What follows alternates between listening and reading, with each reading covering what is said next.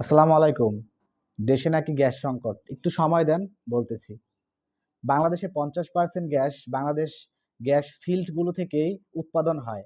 আর ৫০% gas বাহির থেকে আমদানি করা হয়।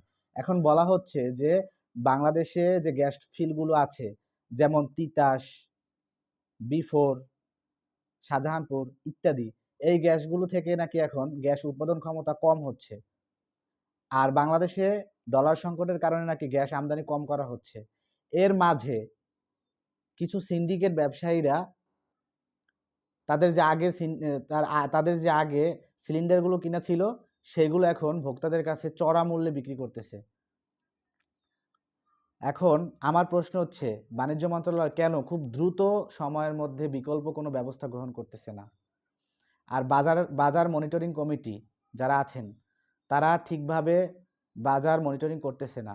আপনারা যদি সুষ্ঠুভাবে বাজার মনিটরিং করতে না পারেন, তাহলে আমাদের বলেন, আমরা জনগণরা বাজার মনিটরিং করব।